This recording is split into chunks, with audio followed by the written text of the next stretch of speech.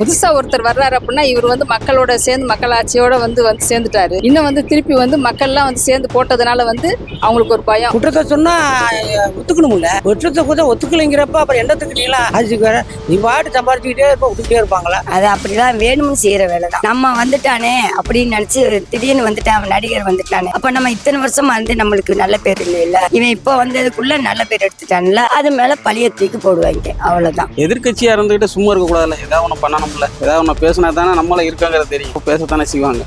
அதுக்கு கரெக்டா அவங்க பதில் சொன்னா சரிதான். பதில் சொல்றாங்கல்ல.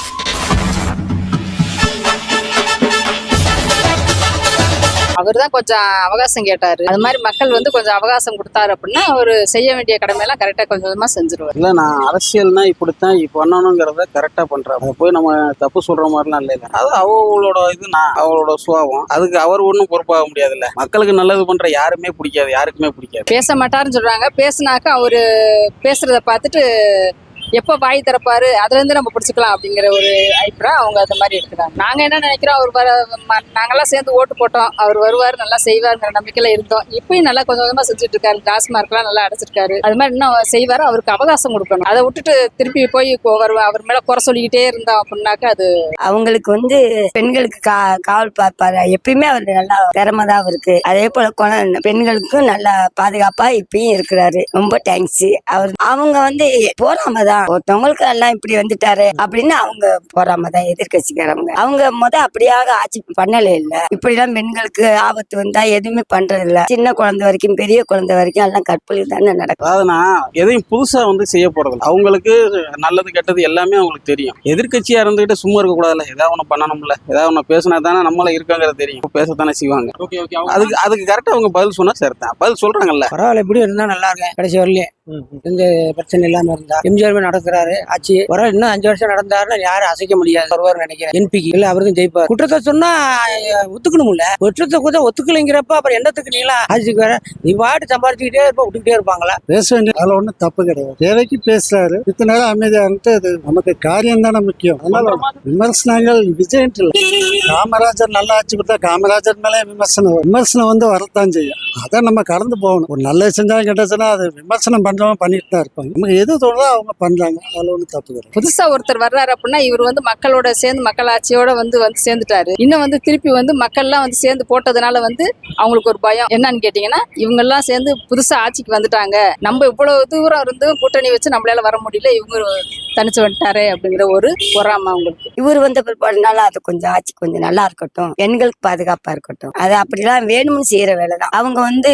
நம்ம வந்துட்டானே அப்படின்னு நினைச்சு திடீர்னு வந்துட்டான் நடிகர் வந்துட்டானே, அப்ப நம்ம இத்தனை வருஷமா வந்து நம்மளுக்கு நல்ல பேர் இல்லையில, இவன் இப்ப வந்ததுக்குள்ள நல்ல பேர் எடுத்துட்டான்ல, அது மேல பழிய தூக்கி போடுவாங்க. அவ்வளவுதான். அவங்களும் வருஷமா நல்லபடியா செஞ்சிருந்தா எல்லாமே நல்லபடியா தான் இருப்பாங்க. மக்கள் பூரா அவங்களுக்கு தொண்டு செஞ்சிருக்கலாம். அவங்க இப்படி எதுவுமே செய்யாம இருக்கிறப்ப மக்கள் மாறிதான் செய்வாங்க. அவங்க வந்தா நல்லா இருக்குமா அப்படின்னு நினைச்சுதான் அவங்க செய்யறாங்க. அது அவங்களதான் எல்லாமே குற்றம் நெஞ்சு குரு இருக்கும்ல. யாரா இருந்தாலும் இப்படியே போயிட்டே இருந்தா நமக்கு கொஞ்சம் இடம் இல்லாம இருக்குமோங்கிற மாதிரி இருக்கும்ல. யாரா இருந்தாலும் அந்த ஒரு இது இருக்கும்ல. இல்ல, இது வரைக்கும் நல்லா நீட்டா போயிட்டு இன்னும் ஒரு 4.5 வருஷம் இருக்கு. நல்லபடியா பண்ணா அவருக்கு தானே வாய்ப்பு இருக்கு. அது இது வரைக்கும் நல்லா பண்ணிக்கிட்டு இருக்காருண்ணா. ஆனா இப்ப நம்ம எது வேணாலும் பேசலாம்ண்ணா. இன்னும் குறை வருஷம் இருக்குல்ல, பார்ப்போம். நல்லபடியா பண்ணாருன்னா நல்லது தானே. அவரோட தேவையில்ல, நாங்க தான் கொடுத்தோம், நாங்க தான் கூட்டி போனோன்னே சொல்லிக்கிட்டு இருக்காங்க. அதெல்லாம் வந்து சாத்தியப்படாது. அவங்களா முன் வந்து இதை விட்டோம்னா வேற ஆட்சி, நம்ம கவர்னர் ஆட்சி அந்த மாதிரி என்னமோ சொல்றாங்க, அந்த மாதிரி ஆட்சி வந்துடும் அப்படிங்கிற ஒரு பயத்துலதான் இவங்க போனது. அமைச்சர் பதவி கொடுத்திருக்காரு அப்படின்னா ஒவ்வொருத்தரும் பொறுப்புல இருந்து மக்களுக்கு நல்லா செய்யறதுக்காக வந்து அமைச்சர் பதவி கொடுத்திருக்காரு. எதுக்கும் இல்லாம எல்லாத்துக்குமே செய்யறாரு. சொன்ன நிமிஷம் அடுத்த அவங்கவுங்க நடவடிக்கை எடுக்கிறக்கூடிய ஒரு இது இருக்கு. அவங்க நல்லா பேசினாதான் அவங்களுக்கு பிடிக்க மாட்டேது இல்ல.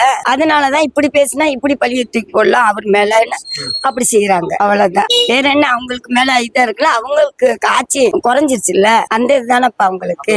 ஆமா, போறாம இப்படித்தான் சொல்லுவாங்க.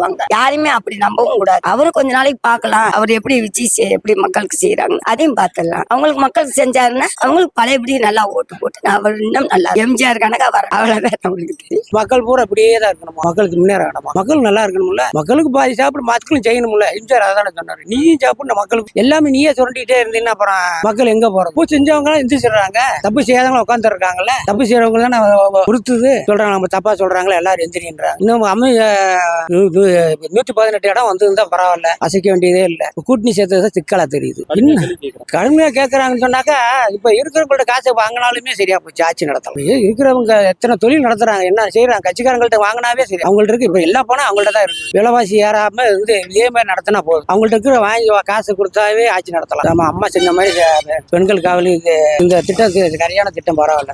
சிங்கப்பெண் பரவாயில்ல, நல்ல நடவடிக்கை இருக்குது. இதே போற அளவுக்கு போலீஸ் பாதுகாப்பு இருக்குது.